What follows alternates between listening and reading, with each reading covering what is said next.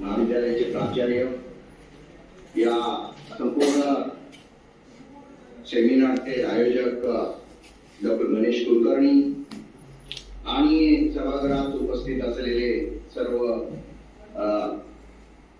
महान ग्रंथपाल मित्रांनो, सुरुवातीला मला खरं तर गणेश कुलकर्णी सरांना, प्राचार्यांना दिलगिरी व्यक्त करायची की मी तिथे प्रत्यक्ष येऊ शकलो नाही काही नियोजनाच्या व्यक्तपणेमुळे. त्याच्याबद्दल आपल्या सर्वांच्या प्रती दिलगिरी व्यक्त करतो. आणि हा जो समारोहाचा कार्यक्रम आयोजित केलेला आहे या EIचं ऍप्लिकेशन ग्रंथालयामध्ये, आता काही प्रतिक्रिया ऐकत होतो त्याच्या आधी खरं तर सबसिड्या पाहिल्या होत्या सगळ्या, आणि खरोखरच कृत्रिम बुद्धिमत्तामुळे असं आजचं जग झालेलं आहे आपल्या सर्वांनाच माहिती आहे. EIचा उपयोग करायचा का नाही हा खरं तर आता आपल्या हातात राहिलेला भाग नाही. आता तो आपल्यापासून सुटलेला आहे. तुम्हाला काही कारणांसाठी EIचा उपयोग हा करावा लागणार आहे, त्याच्याबद्दल आपल्याला आता पर्याय उपलब्ध आहे. परंतु त्याचबरोबर या EIनी अतिशय ज्याला अफेक्ट झालेलं जे जग आहे त्याचं कारण असं आहे, आज एका बाजूला वाढलेलं आहे स्क्रीन टाइम वाढलेला आहे. किती स्क्रीन टाइम वाढलेला आहे? आज ऍव्हरेज युवक 5 ते 6 तास हा खरं तर संगणकाच्या मोबाईलच्या स्क्रीन मध्ये अडकलेला आहे. संपूर्ण सोशल मीडिया हेच त्याचं जग झालेलं आहे. आणि या स्क्रीनमय होण्याचे, या स्क्रीन मध्ये इन्व्हॉल्व होण्याचे कितीतरी दुष्परिणाम आज आपल्याला संशोधनाच्या माध्यमातून पुढे येत आहे. त्याचा एक दुष्परिणाम की जो खरं तर आपल्या अर्थमंत्र्यांनी जो आर्थिक सर्वे सादर केला बजेटच्या पहिल्या दिवशी पूर्वतलेला, त्या दिवशी खरं तर हे अर्थमंत्र्यांनी या आर्थिक सर्वेक्षणाच्या भाषणावरती पण आता हल्ली खरं तर अफेक्ट झालेली, म्हणजे अकॅडमिक परफॉर्मन्स हा विद्यार्थ्यांचा कमी होतोय. त्याचं कारण असं आहे की त्यांचा सगळा स्क्रीन मध्ये जातो त्यांच्याकडे. आणि तिसरं निरीक्षण आणि शेवटचं त्यांनी या संदर्भात जे नोंदवलं होतं ते असं की आपल्या सगळ्यांची स्मरण क्षमता कमी होते, आपलं मेमरायझेशन कमी होतंय, आपल्याला खरं तर कमी आठवायला लागलंय. अल्झायमर नावाचा जो डिसीज आहे तो आता अगदी तरुणांपर्यंत पोहोचलेला आहे. मला असं वाटतं की आपल्याला एका बाजूने सातत्याने ग्रंथपालन क्षेत्रातले तज्ञ म्हणून, ग्रंथपाल म्हणून, खरं तर वाचन तज्ञ म्हणून आपल्याला हे स्क्रीन टाइमचे जे दुष्परिणाम आहेत हे सातत्याने त्या आजच्या न वाचणाऱ्या विद्यार्थ्यांवर, न वाचणाऱ्या नागरिकांवर हे सातत्याने हॅमरिंग करावं लागणार आहे. सातत्याने सांगावं लागणार आहे की न वाचल्याचे काय परिणाम. खरं तर हे एक प्रकारचं मार्केटिंगचं तंत्र आपल्याला वापरावं लागणार. मार्केटिंगचं तंत्र काय करतात बघा, सेल्समन काय करतात बघा, मार्केटर्स काय करतात, तर त्या सेवेचं महत्व, त्या प्रॉडक्टचं महत्व सांगण्याऐवजी सुरुवातीला ते प्रॉडक्ट किंवा सर्व्हिस नाही वापरली तर 80%, 90%, 100% आणि त्याच्यावर आधारित मला मिळालेला जॉब बघा, मला मिळणारं पॅकेज बघा, हे सगळं असताना मी का वाचू, हा त्याचा प्रश्न आहे. अगदी सिनियर सिटीजन पालकांचा पण तोच प्रश्न आहे, आम्ही का वाचायचं. पण त्याच वेळेस ते आपल्या पाल्यांना मात्र सांगतात तुम्ही वाचन करा. म्हणजे ही थोडी दुपट्टी भूमिका आहे, याचाही आपल्याला विचार करावा लागेल. पण मुद्दा असा आहे की त्यांचा जर हा प्रश्न असेल का वाचावं, मला असं वाटतं की तुम्ही ग्रंथपाल म्हणून सगळ्यात योग्य प्रोफेशनल्स आहात या प्रश्नाचं उत्तर द्यायला. You are the most competent people. Secondly आपल्याला याही प्रश्नाचं उत्तर द्यावं लागणार आहे मित्र. मला वाचायचं असेल तर मी काय वाचू. आज वाचन साहित्य म्हणजे पुस्तकांचाच नुसता विचार केला तर शेकडोनी, हजारोनी, लाखोनी प्रकाशित होत आहे. आणि मग त्याचा प्रश्न राहतोय मी हे पुस्तक वाचू का, बी वाचू का, सी वाचू का, डी वाचू. आपल्याला असं म्हणून चालणार नाही कुठलंही वाच. तिथं आपल्याला खरं तर ग्रंथ तज्ञ व्हावं लागेल, आपल्याला वाचन साहित्य तज्ञ व्हावं लागेल, आपल्याला expert of reading material, expert of book व्हावं लागेल, आपल्याला पुस्तकाचे कंटेंट माहीतच करून घ्यावे लागणार आहेत मित्र. त्याचा अर्थ काय याचा एक सरळ साधा अर्थ आहे अपस्किलिंग. आपलं स्वतःचं अपस्किलिंग. तुम्ही एआय मध्ये खरं तर हे शिकलं असाल की एआय वापरायचं तर अपस्किलिंग करावं लागेल. पण माझं उलट म्हणणं आहे, आज एआयचा जे अन्स्लॉट चाललेला आहे त्यांनी सरसकट जे कत्तल करणं चालवलेलं आहे नोकऱ्यांचं, त्याच्यात टिकून राहायचं असेल तर आपल्याला अपस्किलिंग करावं लागेल. मग ते अपस्किलिंग काय? आपलं वाचन आधी वाढवावं लागेल. हे थोडं कटू वाटतं मला माहितीये की अरे आम्हाला एवढी कामं असतात, ग्रंथालयाची कामं आहेत, नॉन लायब्ररी वर्क्स किती असतात आणि त्याच्यात वरतून तुम्ही सांगता की आता पुस्तकं वाचा. पण मित्र बघा, तुम्ही जर कोणाला तरी हे सांगणार असाल वाचन करा, तर त्याचा पुढचा प्रश्न असणार आहे ऍडमिट सर मी वाचतो, पण मग मी काय वाचू, कुठल्या पुस्तकाने सुरू करू, कुठलं पुस्तक असं आहे की ते खूप अट्रॅक्टिव्ह आहे, कंटेंट आहे, ज्याच्यामुळे मी तासनतास वाचू शकणार आहे. या प्रश्नाचं उत्तर देण्यासाठी नंबर 1 आपल्याला वाचन वाढवावं लागेल. कमीत कमी प्रत्येकाला आपल्याला 1 तासाचं रोजचं वाचन तर आधी आपल्याला करावं लागणार आहे. गांधीजींची गोष्ट तुम्हाला माहिती आहे. एक आई तिच्या मुलाला घेऊन गांधीजींकडे आली आणि तक्रार केली की हा खूप गोड खातो. आणि मग गांधीजींनी सांगितलं की 15-20 दिवसांनी आम्ही उत्तर देतो. कारण तोपर्यंत गांधीजी पण खूप मोठ्या प्रमाणावर गोड खात होते आणि त्यांनी ते कंट्रोल केलं आणि मग ते उपदेश करायला गेले. आपल्याला जर हा उपदेश करायचा असेल की यू रीड आणि मग याच्यासाठी आपल्याला आधी वाचन वाढवावं लागेल, मग आपल्याकडे ते अधिकार प्राप्त होणार आहे. मला असं वाटतं की आपलं स्वतःचं अपस्किलिंग आहे. आजच्या काळाला सुसंगत असं अपस्किलिंग आहे. तुमचे कोणाचंही याच्याबद्दल दुमत असणार नाही, पण ते होत नाही. मित्रांनो, अगदी आजपासून ठरवा की मी दररोज पुस्तक 1 तास तरी वाचणार आहे. म्हणजे तुम्ही वाचलेली पुस्तकं खूप कॉन्फिडेंटली सांगणार की हे पुस्तक का वाचायचं, विश्वास नांगरे पाटलांचं पुस्तक का वाचवायचं, म्हणजे हे विश्वास का वाचायचं, मी एक स्वप्न पाहिलं, हे राजेंद्र भारुडांचं पुस्तक असेल, बाबासाहेब आंबेडकरांचं पुस्तक का वाचायचंय, ॲटॉमिक हॅबिट सारखं पुस्तक का वाचायचंय, 5 AM क्लब सारखं पुस्तक का वाचायचंय, think fast and slow Shivraj डोबळेंचं म्हणजे जगावं कसं, ही पुस्तकं का वाचायची. आणि या सगळ्याच प्रश्नांची उत्तरं ते फक्त तुम्हीच देऊ शकता. पण त्याच्यासाठी पूर्वतयारी मित्रांनो, तुम्हाला ग्रंथपालनाचा पुढचा टप्पा गाठायचा आहे. तो कुठला आहे माहिती का? तो म्हणजे वाचन तज्ञ व्हायचंय, तो म्हणजे ग्रंथतज्ञ व्हायचंय. आणि मग त्याच्यावर आधारित तुम्हाला काय करायचंय तर वाचन सल्ला सेवा द्यायची. त्याच्यावर आधारित तुम्हाला काय करायचंय तर ग्रंथोपचार, वाचन उपचार करायचा आहे. खरं तर त्याच्यामध्ये खूप मोठं करिअर घडलेलं आहे मित्रो. आज वाचन उपचाराकांची एवढी मोठी गरज आहे, कारण वर्ल्ड हेल्थ ऑर्गनायझेशन म्हणतं की फ्रस्ट्रेशन, टेन्शन, ताणतणाव हे आजच्या काळातले सातत्याने वाढत जाणारे आजार आहेत. आणि मग हे आजार दुरुस्त करायला, त्याला ट्रीट करायला आपल्याला हजारो सायकोलॉजिकल तज्ञ लागणार आहेत, सायकिट्रिशियन लागणार आहेत. पण माझं म्हणणं आहे की आमचा जो ग्रंथपाल आहे, जो खरं तर वाचन उपचारकाच्या भूमिकेमध्ये अगदी उत्कृष्ट काम करू शकतो. मला असं वाटतं अशा प्रकारची वाचन केलं पाहिजे. वाचताना आपल्याला क्रिटिकली वाचता यायला पाहिजे, म्हणजे आपल्याला प्रश्न पडले पाहिजे. वाचताना आपल्याला त्यातला जो वाचनातून वेचणं म्हणतो, वाचनातून वेचणं म्हणजे काय, आपल्याला महत्वाचा पाठ हायलाइट करता यायला पाहिजे, लिहिता यायला पाहिजे की हा लिहून ठेवला म्हणजे तुमच्या शब्दात तो विचार मांडून ठेवला. आणि सर्वात शेवटी त्याचं ऍप्लिकेशन आपल्या जीवनातल्या समस्या सोडवण्यासाठी, आपल्याला यशाच्या प्रगतीवर जाण्यासाठी वाचनाचा उपयोग कसा करावा हे सगळंही आपल्याला सांगावं लागणार आहे. म्हणजे 3 प्रश्न झाले, का वाचावं आणि काय वाचावं आणि शेवटी कसं वाचावं.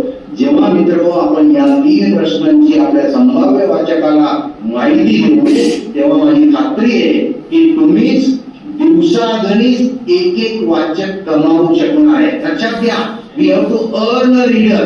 जसं बिझनेस मध्ये म्हटलं जातं you have to earn customer, तसं आपल्याला वाचक कमवावा लागणार आहे. आणि तुमची ही क्षमता की जी तुमच्यामध्ये आहे आणि नसेल तर ती वाढवू शकता, हे पण तुमच्याच मध्ये शक्य आहे. लक्षात घ्या, तुमच्यातलं सर्वोत्तम तुम्हीच आहात. तुमच्यामध्ये कुठलेही अवगुण नाहीये, किंवा कौशल्यच आहे, कॉम्पिटन्सीच आहे, क्षमताच आहे. मला असं वाटतं असणारच आहे. त्याच्यासाठी आपण वाटचाल करण्याचा निर्धार या निमित्ताने करूया. त्याच्यासाठी तुम्हाला शुभेच्छा देतो आणि गणेश कुलकर्णी सर आणि प्राचार्य आणि त्यांच्या सगळ्या टीमला एकदा त्यांचे आभार मानतो की त्यांनी संधी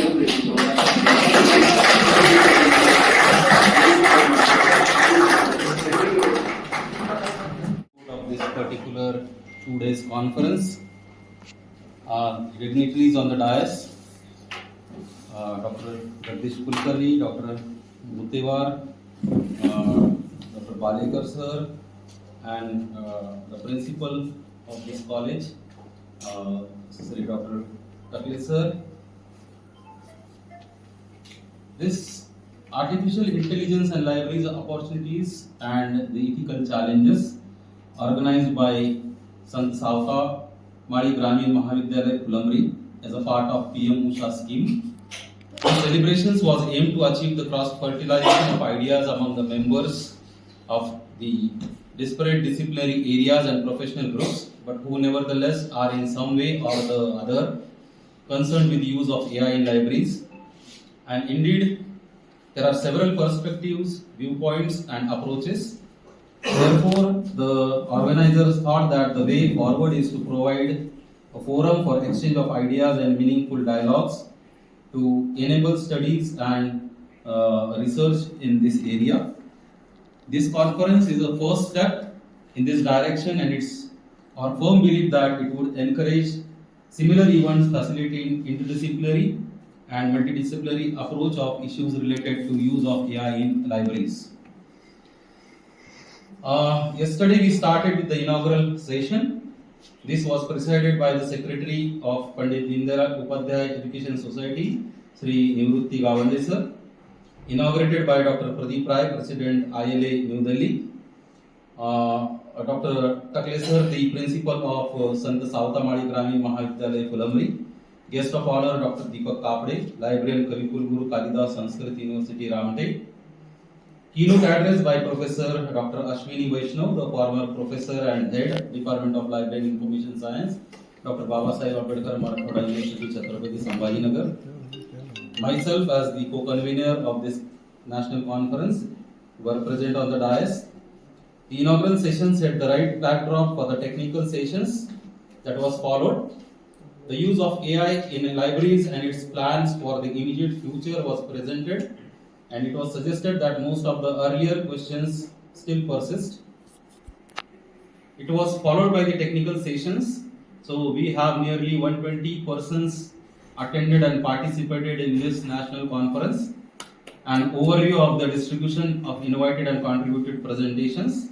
The contributors and participants in the term of their disciplinary affiliations is given as that we have 75% males and 25% females contributor to this particular conference.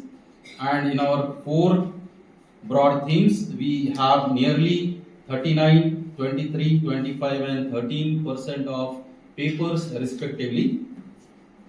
The paper presentations were grouped into 4 broad categories: integration of AI tool in cataloging, discovery and information services, chatbots and virtual assistant for the user engagement, ethical issues of AI in library systems, skills needed by LIS professionals in the AI era. So this report is largely based on this categorization. The salient features of the papers as well as the discussions emanating from these presentations will be briefly reported. And this pre-conference volume carried comprehensive and up-to-date 71 papers or articles by 110 contributors.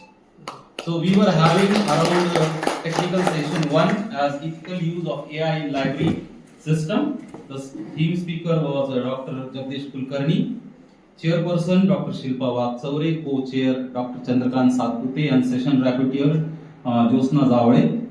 Technical session 2, chatbots and virtual assistant for user engagement. The theme speaker was Dr. Jagdish Kulkarni, Shiv Shankar Ghumre, chairperson Vikram Dahipade, co-chair Dr. Manoj Dongardive, rapporteur Sunil Rathod. Technical session 3, integration of AI tools in cataloging, discovery and information services. Theme speaker Dr. Nandkishore Motewar, chairperson Dr. Prince Agashe, co-chair by Mohan Kantiwar and the session rapporteur Dr. Manju Dubey. Technical session 4, as just you have witnessed, the skills needed by LIS professionals in AI era by Dr. Rajendra Kumbar sir. Our first theme, that is the integration of AI tools in cataloging, discovery and information services, highlighted the transformative potential of system intelligent systems, AI-driven meta generation, automated classification, semantic search and predictive analytics are enhancing precision, efficiency and user satisfaction. These tools are not replacing and enhancing the intellectual foundation of librarianship, rather they are augmenting it by reducing repetitive technical processes.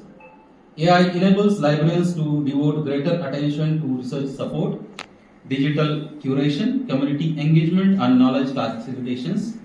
At the same time, we recognize the need for transparency in algorithms, quality control, and machine-generated metadata, and the continued centrality of professional judgment.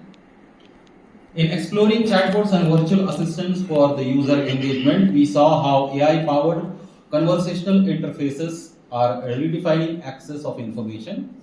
From answering routine queries 24/7 to guiding users through databases and recommending resources, these tools enhance inclusivity and responsiveness. So for users who may hesitate to approach a reference desk, virtual assistant provides an appropriate and immediate channel of support. However, our discussions also reminded us that human interaction remains irreplaceable. The warmth, empathy, and contextual understanding of a librarian cannot be fully replicated by automation. The future lies in a hybrid model where AI supports but does not supplement human service. The third theme, that is ethical use of AI in library systems, formed the moral backbone of our conference. Libraries have long been guardians of intellectual freedom, privacy, equity, and trust. As AI system collects, analyzes, and personalizes user data, we must remain vigilant about data protection, constant algorithmic bias, and equitability representations.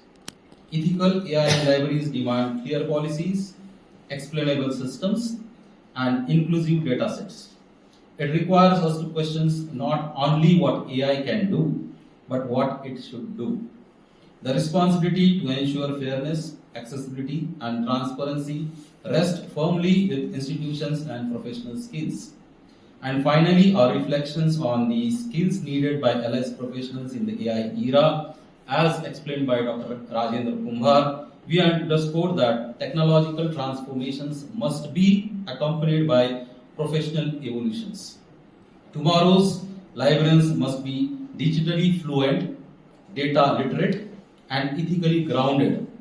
Skills in data analytics, AI tool evaluation, digital preservation, and interdisciplinary collaboration will be essential. So equally important are the critical thinking, adaptability, and a commitment to lifelong learning. The AI era calls not for the replacement of librarians, but for empowered professionals who can critically engage with emerging technologies and shape them in alignment with library values. So to overcome the challenges, we have selected near about 44 papers for this conference, having the various views and opinions, and you can find them in the pre-conference volume. The concluding session, as we are proceeding the concluding session, it is presided by Principal Sir, Chief Guest Professor Dr. Rajendra Kumbar, who is online, Dr. Nandakumar Motiwar, Dr. Jagdish Kulkarni, and Sri Rajshekhar Balikar Sir. They are present on the dais. The major agenda on the concluding session is the presentation of a report which I am presenting in front of you as a co-convener of this conference. Dr. Ganesh Kulkarni, the convener National Conference, is going to propose the vote of thanks. It has suggested that the conference had achieved its basic objective of bringing together disparate groups engaged in the use of AI in libraries on a single platform for exchange of ideas. So the conference has succeeded in demonstrating the highly interdisciplinary nature of LIS education as a subject. So it was curtains drawn for the National Conference 2026. Thank you. त्यावेळेला आपल्याला राहायचं असतं, त्यावेळेला आपल्याला नवीन स्वीकारल्याशिवाय पर्याय नसतो. आज माझं वय 72-73 आहे, पण मी मोबाईल सगळ्या प्रकारचे वापरतो. आज माझ्याजवळ ऍपलचा फोन आहे, जो अँड्रॉइड वरून ऍपलवर आला त्यावेळेला जे नवीन तंत्रज्ञानाचं जो जाणीव आहे ती जाणीव आपल्याला करून घ्यावी लागते, आणि ती जर आपण आत्मसात केली तर मग आपल्याला पुढे जाता येईल. तसं ग्रंथालयात काम करताना सुद्धा आपण नवीन गोष्टी जर शिकत गेलो तरच आपल्याला काही गोष्टी करता येऊ शकतात. पण इथे एक गोष्ट महत्वाची लक्षात घेतली पाहिजे. कुंभार सरांचं संपूर्ण भाषण मी ऐकलं काळजीपूर्वक. त्यांचा जो जोर होता किंवा भाषणामधलं जे प्रतिपादन होतं ते वाचनाच्या संदर्भामध्ये होतं. मग वाचनाचा जेव्हा आपण संदर्भ घेतो तेव्हा वाचनाचा संदर्भ घेताना त्यांच्या बोलण्यामधला जो संदर्भ आहे तो छापील माध्यमाच्या संदर्भातला. परंतु आज केवळ छापील माध्यम हे काही वाचनाचं माध्यम राहिलेलं नाही, त्याच्या जोडीला इतर सगळी माध्यमं आलेली आहेत, आणि त्याच्यामुळे जे छापील माध्यमाकडे जाण्याचं प्रमाण आहे ते पोरांचं कमी होत आहे. विशेषतः शालेय विद्यार्थी असतील, महाविद्यालयातले विद्यार्थी असतील, त्यांच्या समोरची जी समस्या आहे ती समस्या छापील वाचनाकडे मुलं जात नाही ही आहे. मी सार्वजनिक ग्रंथालयात काम करतो. आज माझ्या लायब्ररीमध्ये 500 सभासद आहे, आमच्या गव्हर्नमेंट लायब्ररीमध्ये 5000 सभासद आहे. तिथे हा समस्या आहे किंवा रेग्युलर येणारी जी छापील वाचणारी लोक आहेत ती कमी होत जाईल. परंतु याचा अर्थ वाचन थांबला आहे असं नाही, फक्त वाचनाचं माध्यम बदललं आणि त्या माध्यमाबरोबर आपल्याला जायचं आहे. आता कृत्रिम बुद्धिमत्तेच्या बाबतीमध्ये जेव्हा आपण बोलतो तेव्हा एक लक्षात घेतलं पाहिजे की प्रत्येक वेळी नवीन नवीन माध्यमं जी येतील त्या माध्यमामधनं काहीतरी मनुष्याच्या बुद्धीवर काहीतरी परिणाम झाले. तसं एक काळ असा होता की आपण एका पाण्याची पूर्ण बेरीज पटकन करून टाकत होतो. त्यावेळेला कॅल्क्युलेटर आणि संगणक आले, आपण बेरीज करणं विसरून गेलो. तसं कृत्रिम बुद्धिमत्तेच्या बाबतीमध्ये जेव्हा आपण करणार आहोत तेव्हा असं होता कामा नये की आपली कल्पनाशक्ती हरली. कारण कल्पनाशक्ती ही जी आहे ही मनुष्याचा जो बुद्धी आहे त्या मनुष्य बुद्धीची देण आहे, आणि तुम्हाला कृत्रिम बुद्धिमत्तेमध्ये मिळणारं जे ज्ञान आहे ते मशीन लर्निंगने आलेलं ज्ञान आहे. त्याच्यामुळे या दोन गोष्टीतला फरक जर आपण समजून घेतला तर मग आपल्याला लक्षात येईल की आपल्याला नक्की काय करायचं. आपण मशीन